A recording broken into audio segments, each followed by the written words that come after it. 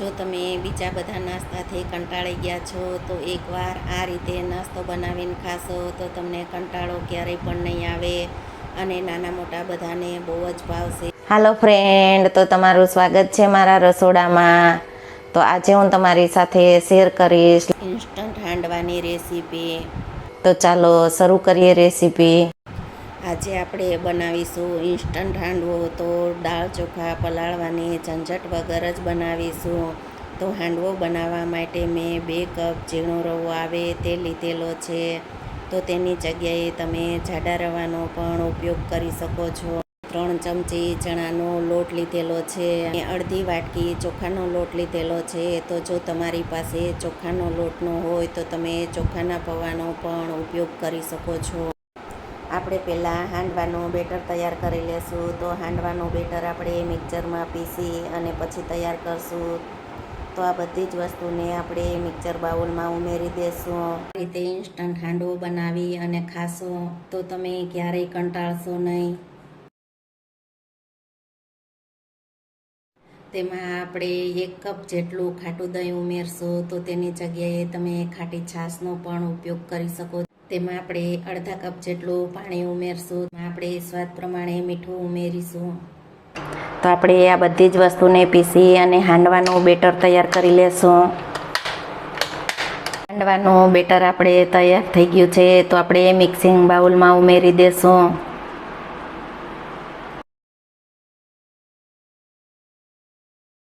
તો આપણે દાળ ચોખાના ઉપયોગ વગર ઇન્સ્ટન્ટ હાંડવો બનાવશું. તો ઇન્સ્ટન્ટ હાંડવો બનાવવા માટે આપણે રવાનું બેટર તૈયાર કરેલું છે. તો તમે જોઈ શકો છો તો આપણું બેટરની કન્સિસ્ટન્સી એકદમ પરફેક્ટ છે. બેટરમાં આપણે પહેલાં બધા જ વેજીટેબલને ઉમેરી દેશું.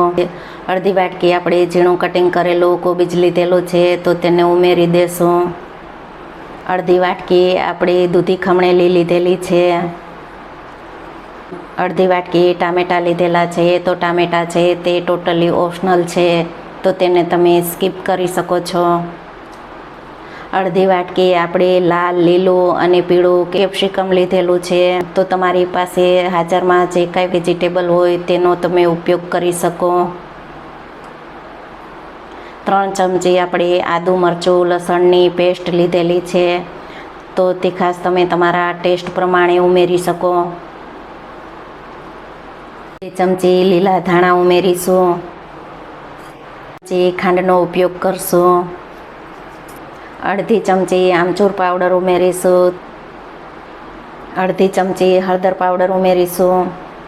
આપણે એ બેટરને સારી રીતે મિક્સ કરી લેશું અને 2 થી 3 મિનિટ ફેટી લેશું.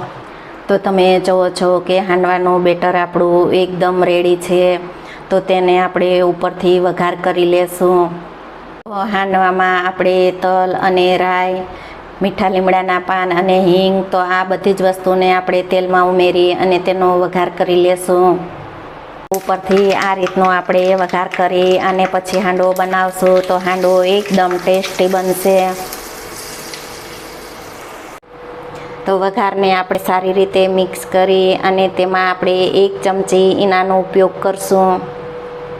તમે દાળ ચોખા પલાળ્યા વગર જ આ રીતે એકદમ ટેસ્ટી અને ક્રિસ્પી હાંડવો બનાવી શકો.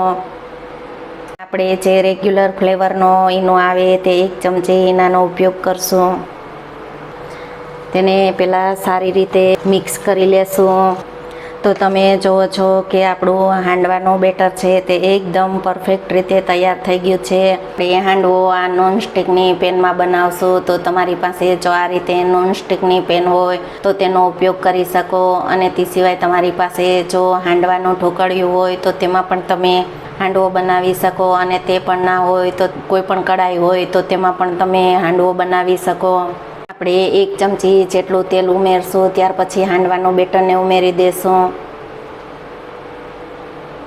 તેલ ગરમ થઈ જાય એટલે આ રીતે આપણે 2 ચમચા બેટરને ઉમેરી દેશું. મીડિયમ ગેસની ફ્લેમ ઉપર 5 થી 6 મિનિટ આપણે ઢાંકી અને રાખી દેશું. આપણે હાંડવો છે તેને આપણે પલટાવી અને બીજી બાજુ ચોળવી લેશું. તો તમે જુઓ છો કે આપણો હાંડવો એક સાઈડથી સારી રીતે ક્રિસ્પી થઈ ગયો છે. તો આપણે બીજી સાઈડ પણ આ જ રીતે ક્રિસ્પી થવા દેશું. તો બંને સાઈડ હાંડવાને ક્રિસ્પી કરી લેશું.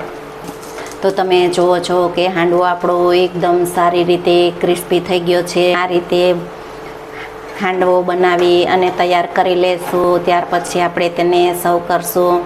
તો તમે જુઓ છો કે આપણો ક્રિસ્પી એવો હાંડવો એકદમ સારો એવો બની અને તૈયાર છે. જુઓ છો કે ઇન્સ્ટન્ટ હાંડવો એકદમ ક્રિસ્પી અને ટેસ્ટી હાંડવો છે તે એકદમ પરફેક્ટ રીતે બની અને તૈયાર છે. જો તમને આ હાંડવાની રેસીપી ગમે તો વિડીયોને લાઇક, શેર, સબસ્ક્રાઈબ કરજો. તો બાજુમાં રહેલ બેલ આઇકન દબાવવાનું ભૂલતા નહીં, તો સૌથી પહેલું નોટિફિકેશન તમને મળતું રહે. તો હાંડવાને આપણે લીલી ચટણી સાથે સર્વ કરશું. અને હાંડવો તમે સાંજના જમવામાં કે સવારના નાસ્તામાં ગમે ત્યારે તમે બનાવી શકો છો. તો તમે ગમે ત્યારે આ રીતે ઇન્સ્ટન્ટ હાંડવો બનાવશો તો બધાને બહુ જ ભાવશે. તો તમે જુઓ છો કે હાંડવો આપણો એકદમ સરસ ટેસ્ટી અને ફૂલેલો, તો સ્વાદમાં કાંઈ ન ઘટે. તમે હાંડવાને ચટણી સાથે સર્વ કરી શકો, સોસ સાથે પણ સર્વ કરી શકો. તો છે ને એકદમ જોરદાર સ્વાદ સાથે.